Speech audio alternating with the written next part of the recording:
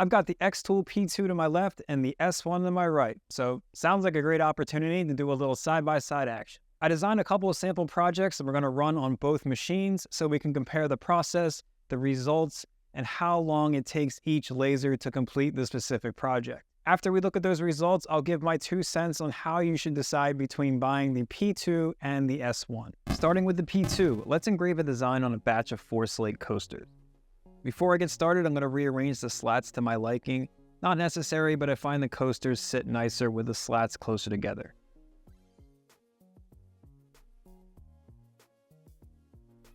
Hopping over to Creative Space, let's set up our artwork. As we know, the P2 uses a camera to show you exactly where the objects inside your laser are sitting, so we should be able to easily position our engraving on the coasters. Creative Space allows you to alternate between a distant view and a close view to get a better idea of positioning. I'm still a little skeptical of relying on a camera to do this, but let's see how it goes.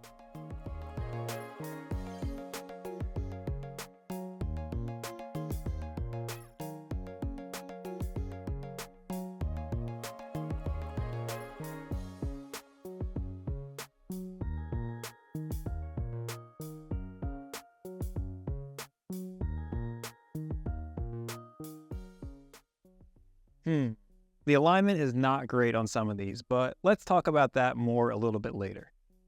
Moving over to the S1, now is where the first major difference between the P2 and the S1 arises. The S1 doesn't use a camera. So how do we know where to put the coasters in the laser bed to run a batch process of 4 like we did on the P2? Well, to do that, we're going to have to make a jig. I'm not going to go too deep into this process for this video, but without a camera, we need very specific coordinates for each coaster in our batch. I cut this 4-coaster jig out of wood right on the S1, and here you see where the coasters fit. If you're looking for a great video on how to do something like this, check out the S1 jig video on the Clack Shack channel. His process is basically the same as mine.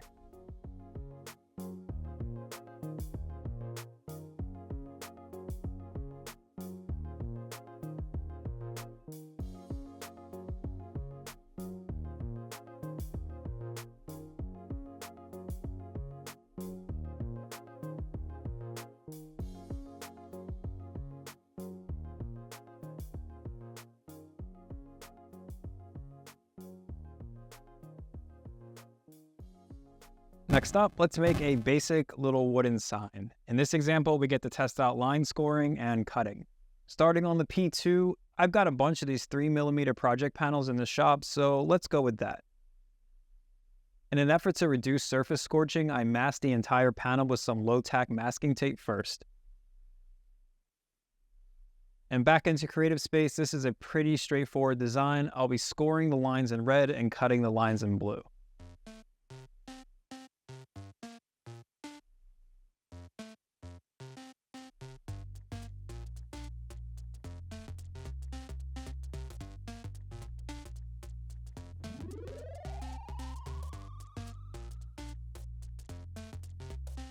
That white masking tape was kind of a bust. It kept peeling off during the job, so I went back to blue painter's tape for the last piece. Moving over to the S1, let's do it again. This time I opt to run without any masking tape at all. The setup in Creative Space is basically the same minus the updated score and cut settings.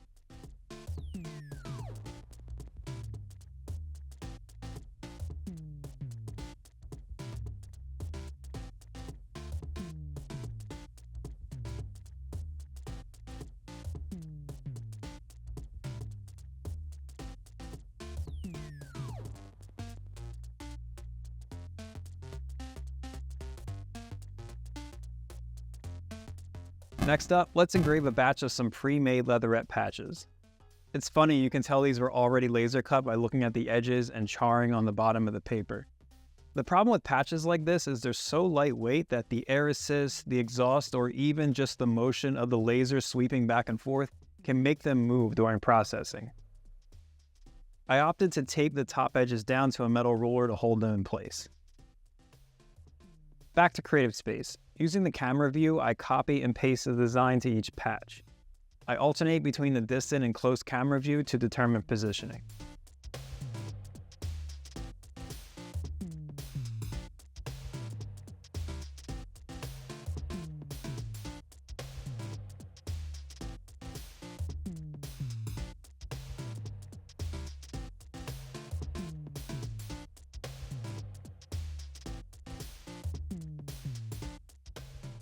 Moving over to the S1, similar to the coasters that we just did, we need to make a jig to batch process these patches. I made this one out of some scrap wood. Doesn't need to be fancy, just needs the work. In Creative Space, this is what our jig and artwork looks like.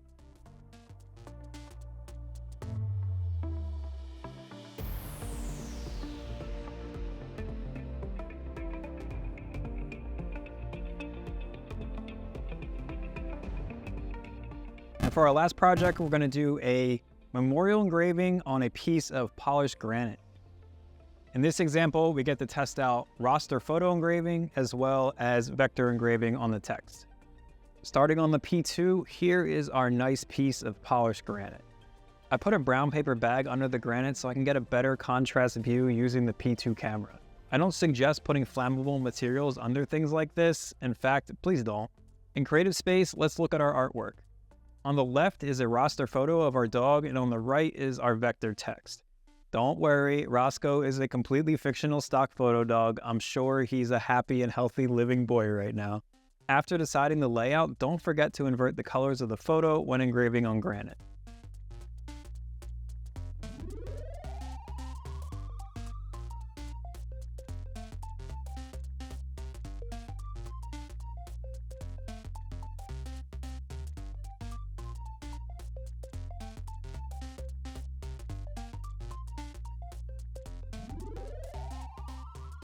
Moving over to the S1, the process is pretty much the same, just no camera when setting up in Creative Space.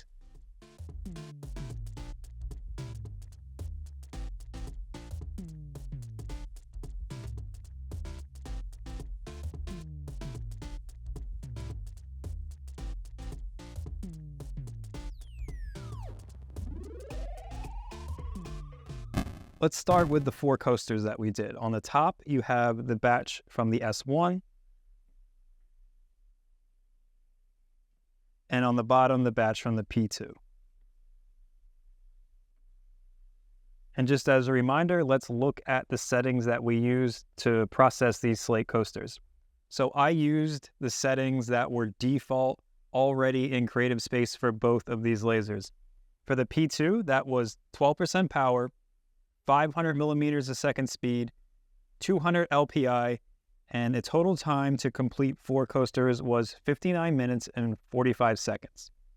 For the S1, it was power 30%, 240 millimeters a second speed, 200 LPI, and a time of 58 minutes and 39 seconds. So as you can see, the S1 project actually finished close to a minute faster than the P2, but also running at a slower speed. I don't know exactly how that happened, but we'll just leave it a mystery for now. Anyway, let's look at our results here. There is a little bit of a glare on the P2 section down here, so I'll try to negate that as much as possible. First, what sticks out to me is the brightness and the clarity of the S1. It's hard to tell on the camera, but this color of the engraving is like a very bright light gray, almost has like a yellow tint to it, but it's really nice and bright and crisp and clear. And for the P2, it's a much more traditional light gray color. I think you can see it here. That is more of what I expected from engraving slate. That could be the power and speed settings that we have. It could also be how the laser source, a diode versus a CO2, is interacting with the surface material to make those 2 color differences. But right off the bat to the eye, the S1 is a brighter engraving. Now, I also mentioned when I was using the P2 and setting things up with the camera that I had a little bit of an issue aligning the circles to the nice centered engraving. You can see it on this one. I'm definitely leaning to this. So this would be the top. So I'm definitely leaning to the left on this one. Same on this one, but a little bit less. This one's pretty good. But anyway, using the camera to like precisely fit that circle inside of this Slate coaster, which is already a oddly shaped circle, was hard. I'm going to have to practice that to make sure that going forward, I'm much more consistent with where my design is located inside of my material. Now, looking at the placement on the S1, remember, we didn't have a camera. We had to use a jig. And these are nearly perfect. I could have spent maybe a minute or two more framing and aligning the jig, but all of these would be, a customer would have no idea if these were off by like 2 millimeters or something. They all look pretty good. Again, I'm much more comfortable with a jig setup as opposed to using the camera because this was my first time using a camera. So in the battle of Slate Coaster, between the amount of time it took and just the clarity and how it looks, both of these would be serviceable as products, but I think that the S1 takes this round. Next up, let's look at the results from our sign project. At the top here is the sign I made on the S1, and on the bottom here is the sign I made with the P2. And the settings we used, again, these were the default settings provided by xTool. For the P2, power 100%, speed 30 millimeters a second, and the time to cut all of the pieces was 6 minutes and 35 seconds. For the S1, power 100%, speed 15, and time to cut everything was 7 minutes and 20 seconds. So I really don't have a lot to say about the results of this because they are virtually identical. Again, this project was just scoring the surface of the wood and then cutting out the designs. So there really is no difference at all between these two. Since the P2 managed to do it about a minute faster with the default settings, I'm going to have to award the winner of the battle of sign cutting to the P2. All right, now let's compare our patches. On the top is the S1, on the bottom the P2. So let me spread these out.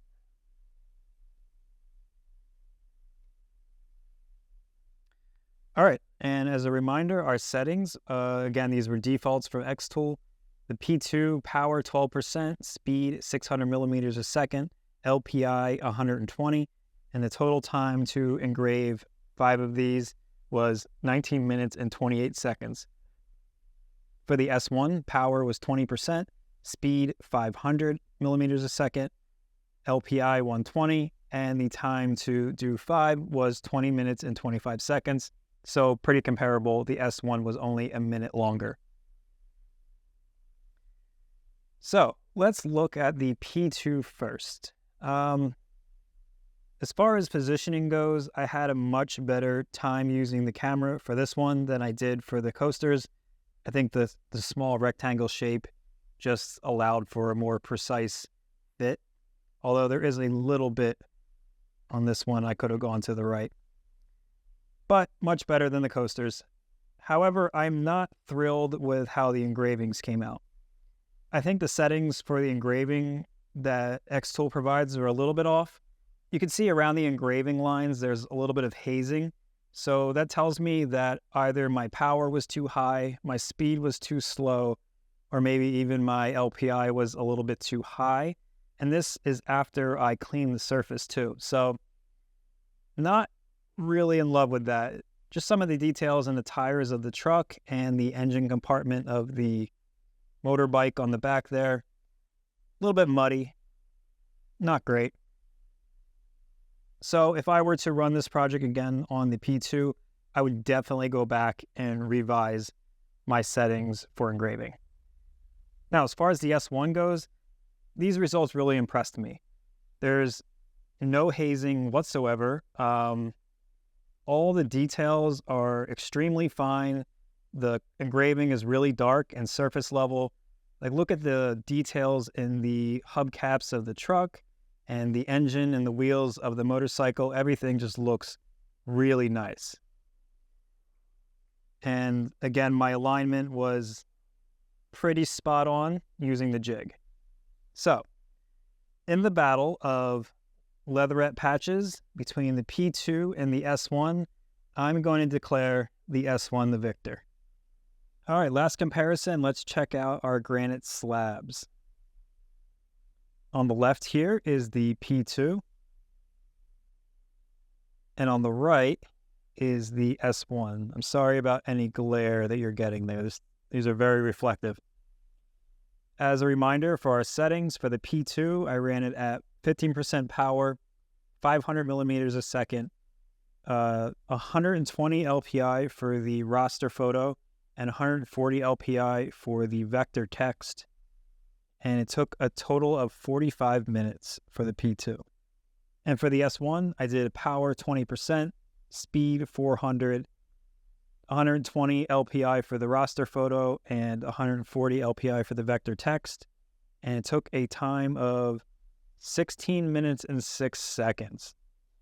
Okay, so I did the P2 a little bit dirty in this example. When I formatted the file, I did it incorrectly, and it ran each letter one by one as it scanned down the file.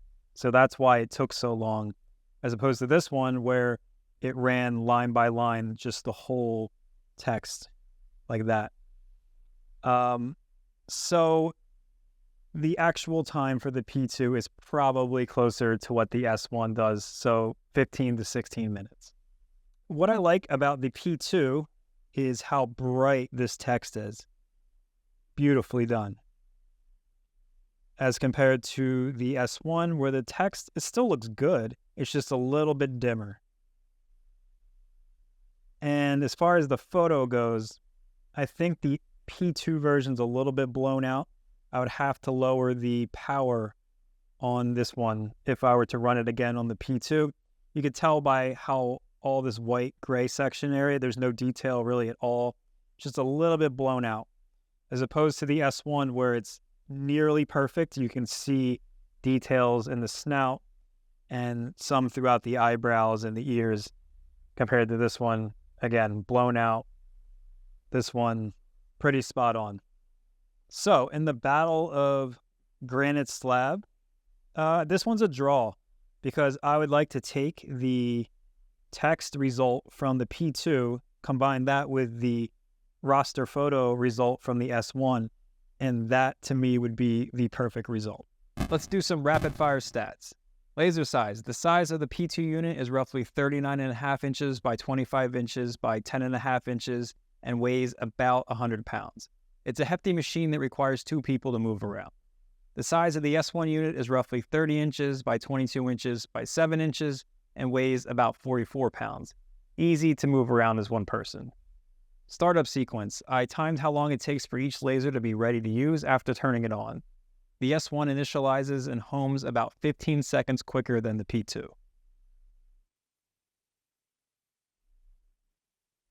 Autofocus sequence. The S1 uses a physical tool to touch your material for focusing, while the P2 uses a digital sensor. Both are initialized in Creative Space. Idle noise. Using a decibel meter, you can see that when the machines are on and idling, the P2 is roughly 25 to 30 decibels louder than the S1. Running noise. When running a project with fans, exhaust, and air assist on, the P2 is roughly 8 decibels louder. Hey, what's up? Justin from the future here. I'm currently editing the video that you're watching right now. As I'm filming this, this is all very confusing. Anyways, I had a custom order come through my website, and normally I do all of my work-related tasks on the Boss CO2 laser I have over there, but I'm extremely confident in the way that the xTool P2 performs that I thought it'd be fun to run my customer's order on the P2 while I finish editing, and then we can take a look and see how it came out. The custom order I'm doing today is for a leather wallet pattern set cut out of clear acrylic. In addition to the cut pieces, my customer wanted some information engraved on each piece. Using the camera feature in the P2 for this job was absolutely awesome. I was easily able to move around spots on the acrylic sheet that I'd already used.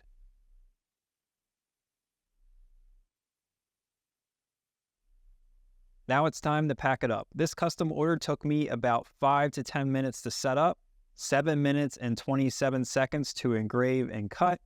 I charged my customer $48.30 shipped, and now it's time to take it to the post office.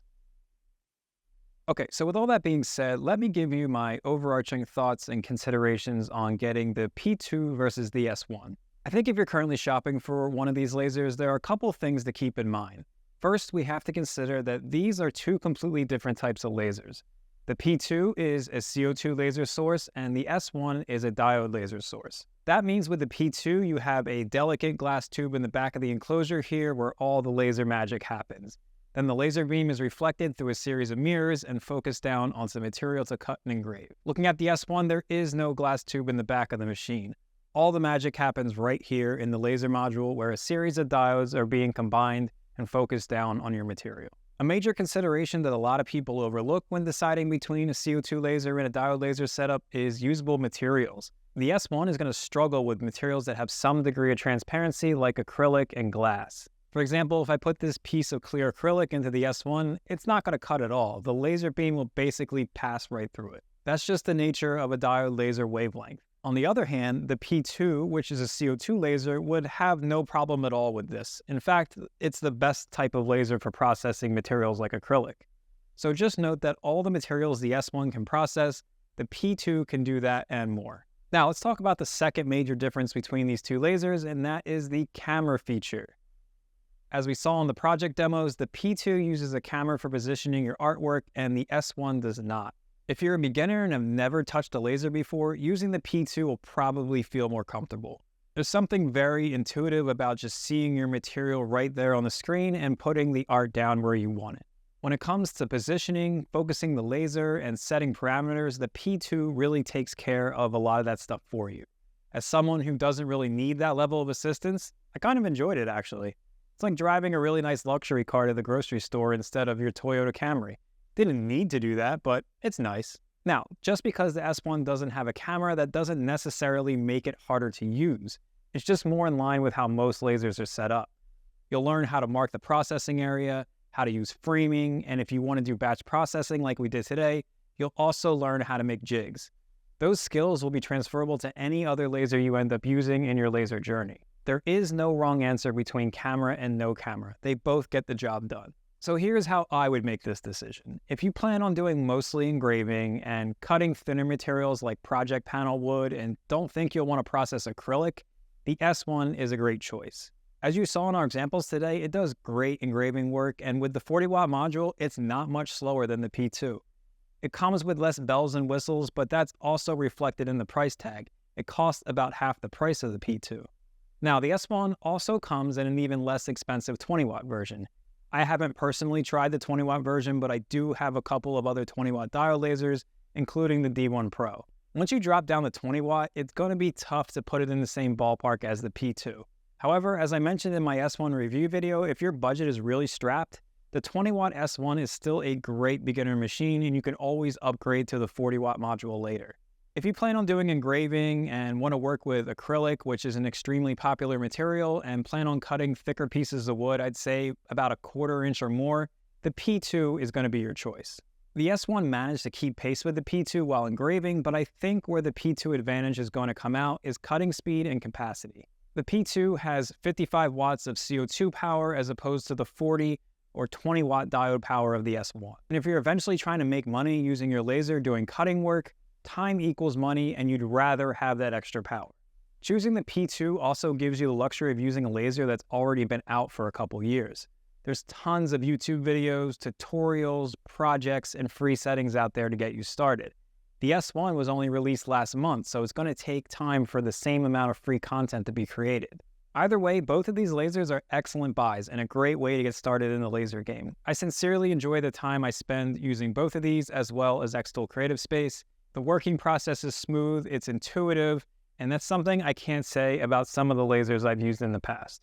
And now for the disclosure portion of this video. In full transparency, xTool sent me both of these lasers to make videos. I'm not employed by xTool, they didn't pay me for this video. However, I do like their products and I like working with them as a company. I sincerely think they're the best in this category. Trust me, I turned down many free laser review opportunities because I'm just not interested in the machines. If this review helps you in any way on deciding to purchase the P2, the S1, or anything from xTool for that matter, I would greatly appreciate it if you could use the links in the video description below. It doesn't cost you anything, but xTool will kick back a couple bucks to me, which helps me pay for everything I've got going on here and make more videos. As always, thank you for watching, and if you have any specific questions on the P2 or the S1, you can add them in the comment section below. If I don't know the answer, I'll try my best to get it for you. See you later.